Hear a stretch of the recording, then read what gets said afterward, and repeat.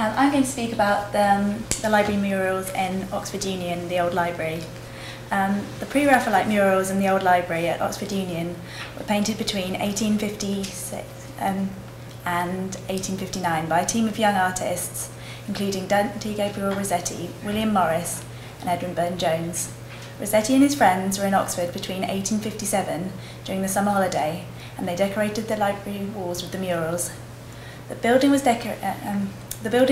the new debating hall, which had just been built in the Gothic style by John Woodward. Rossetti was a friend of Woodward's and offered to decorate it with his friends.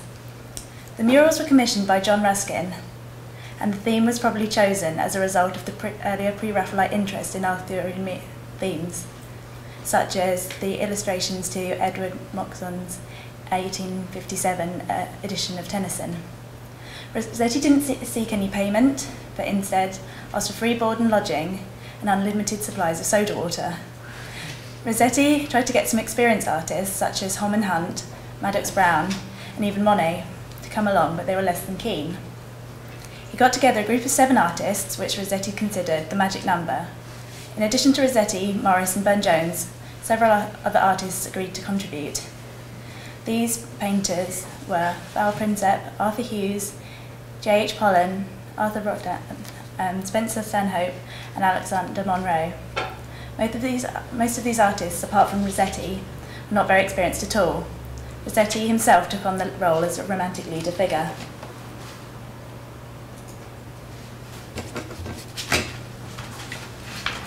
One of the best preserved scenes of King Arthur and his knights round the Round Table is of Sir Lancelot trying to enter the chapel of the Holy Grail, but being prevented by his sin, his desire for Queen Guinevere, a married woman.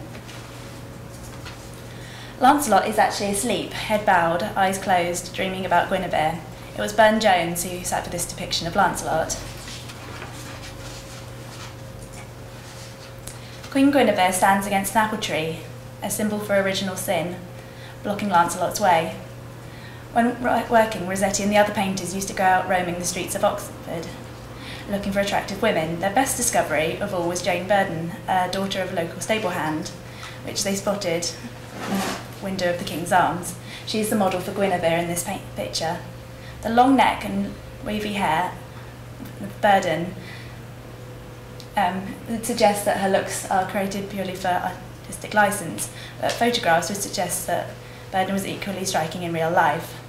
William Morris married Burden 2 years after their meeting, but 10 years after that, Burden was deeply in love with Rossetti. It is ironic that Rossetti presents Burden here as the adulterous Guinevere. Another reference to Genesis chapter 3 and original sin is the snake dangling from Lancelot's shield.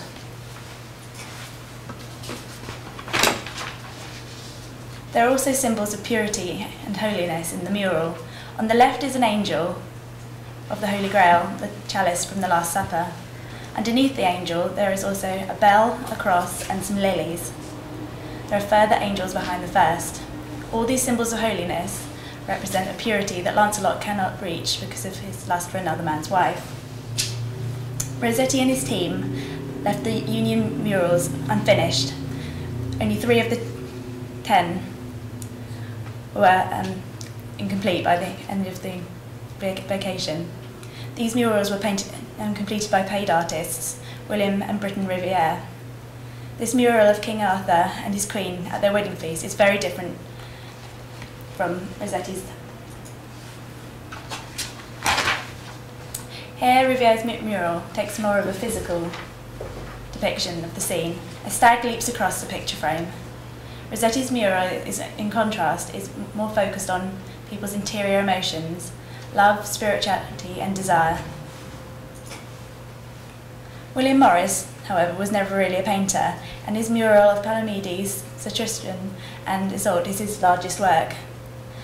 Very decorative and almost patterned, we can see the early beginnings of what would become his wallpapers. It is clear that Morris is less interested in composition or narrative than he is in decorative pattern. The sunflowers in the work are very well drawn. However, Tristan, who embraces Isolde tenderly, and the other figures in the mural are painted quite crudely. Burne-Jones, perhaps, is more successful than Morris, with his mural of the Lady of the Lake imprisoning Merlin beneath a stone. This subject, that Burne-Jones was returned to frequently throughout his career, was particularly fascinating to him, as the idea of the femme fatale bewitching and a lucky man seemed to appeal to him. The very beautiful landscape is still just about visible, even though the mural is painted. The only other artist to have any experience aside from Rossetti was Arthur Hughes. His mural of Arthur being taken to Avalon and the sword being returned to the lake shows a skill of composition that was absent from Morris's work. Morris also completed the ceiling of the library. The ceiling was originally painted in 1857 and was subsequently restored by Morris in 1875 to a modified design that still exists. The Union mural set a precedent for the artist's later work, even though this first attempt was very basic at best. The artist painted onto partially damp plaster, and the once wonderful glowing colours of the murals have faded. Without adequate underpainting, they suffered decay more rapidly than they would have done otherwise. Within 10 years of the completion, it was tentatively suggested that they might be whitewashed. The murals are left as a source of inspiration for future students. The work of the artists, together, is inspiration of common enterprise. We can see from the works what could have been achieved if the artists had stuck to their task. The visual representations of the literary work by Sir Thomas Malory, the Morte d'Arthur, are shown throughout the walls. The other books in the library are referred to. A tale of bravery, determination and perseverance, Morte d'Arthur encourages noble aims for students. I think this is a worthy example to look for as the library fades out, with more sort of electronic and digital means of reading. We ask what role the library has in the schools and universities.